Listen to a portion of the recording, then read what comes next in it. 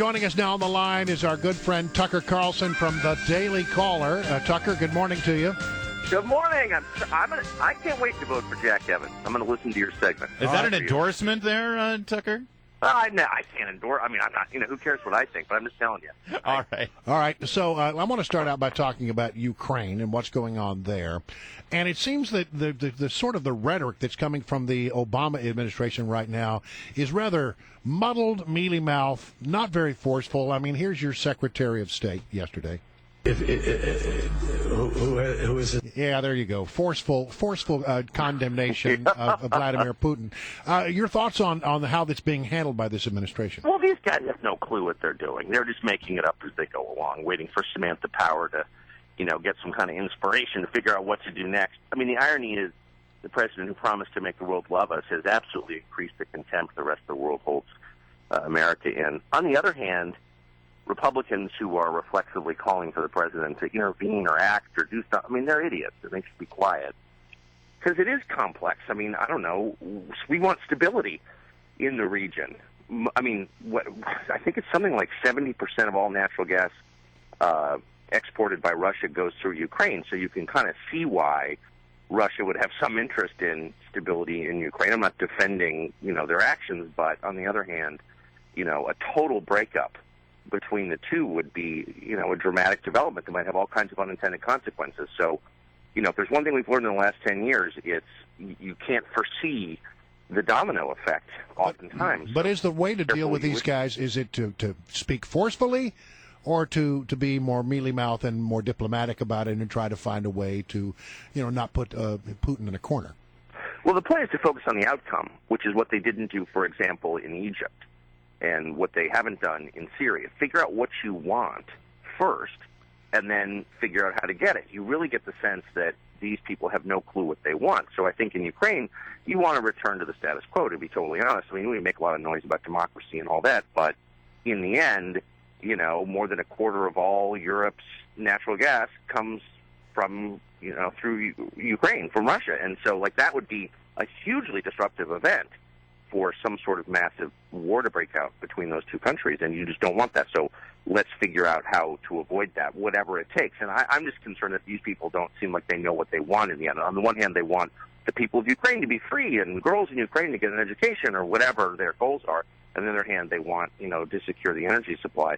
Just figure out a clear goal and then try to achieve it. Our guest is Tucker Carlson, editor of the Daily Caller, of course, over there at dailycaller.com. And Tucker, this is the week where self-identified and proud conservatives from all around the country gather here to your town, Washington, D.C., for the annual CPAC conference. And, it's not a CPAC unless there's a controversy over someone who has been invited or not invited. Last year it was about the gay conservatives and about Chris Christie not being invited. This year, it didn't get as much press, but there's a group of atheists, American atheists, who identify themselves as conservatives, who originally were going to have a booth there. But then Brent Bozell over at Media Research Center said this is an outrage. CPAC should have nothing to do with atheists. It opened up an interesting question, Tucker. You've been around for a while. Can you be an atheist and a conservative? Well, I guess it depends upon what conservative means. I mean, that's kind of the problem. No one's really figured out what the definition is. I mean, when the Soviet Union existed, it was pretty clear you were anti-communist, and that was perfect because the communists were against both religion and capitalism, so everybody had a reason to hate communism. But now there's not really anything that holds the conservative movement together. The libertarians, for example, have literally nothing in common, almost nothing in common with the social conservatives, with the evangelicals. So why are they in the same coalition? It's not clear.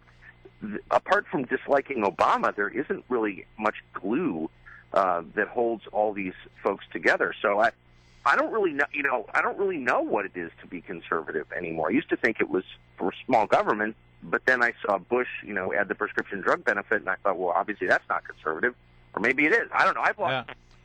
How's Daily Caller going to be covering this CPAC? I mean, it sounds to me like you're, in a way, sort of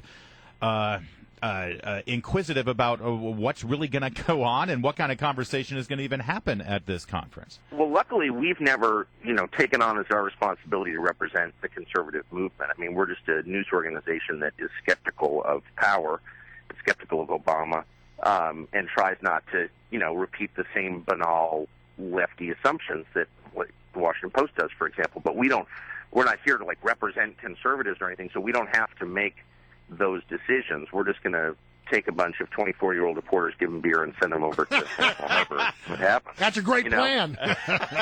What could go wrong? What could possibly go wrong? By the way, today, House Oversight Committee, Lois Lerner, who has previously taken the fifth, well, sort of took the fifth. She made a statement, then she took the fifth. She is apparently going to come back before the House Oversight Committee. And I see that the Daily Caller is reporting that she now fears for her life. Fears for her life. She says she's been threatened, and we've been trying to get. She apparently has included evidence, so-called evidence of these threats to the House Oversight Committee. We haven't gotten a copy of the documents she submitted to find out exactly what these threats consist of. But talk about drama. She fears for her life because, there's nothing more dangerous than sitting in a congressional committee. I mean, it's ridiculous. And there really is no basis upon which she refused to answer those questions from ICE's committee. And I hope, we deserve an accounting of this. They intentionally set out to screw conservative groups. Look at the numbers. That's kind of beyond dispute. Why did they do that? How did they do that? Who ordered them to do that? We have a right to know.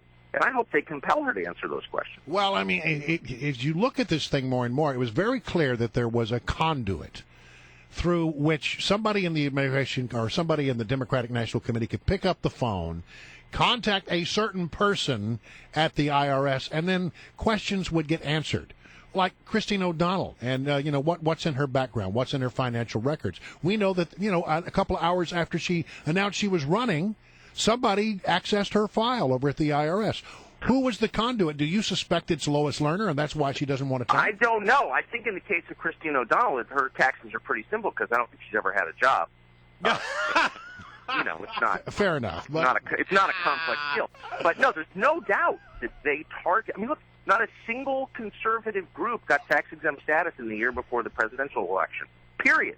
Whereas all these left-wing groups, including the Barack H. Obama Foundation, just breezed right through. So, I mean, we know that they used the IRS to crush the president's political opponents. That's totally appalling, and nobody's been held accountable. And I don't know why the Congress isn't staging like a shutdown strike or a hunger strike or going all Bobby Sands on this because it's that important. Oh, because that will distract from Obamacare, Tucker Carlson. You know that. All right, Tucker, looking forward to seeing you at CPAC. Can we just circle back on this really quickly? 24-year-old reporters with the Daily Caller, you're just going to give them beer and have them covered. Right. Can you send me an email? Where is this party exactly? And... There's always a party at CPAC, Larry. Right. But you and I are about 2 decades too old. So Bad. First round is on us, okay? All right, talk to you later, Tucker. Thanks, Tucker.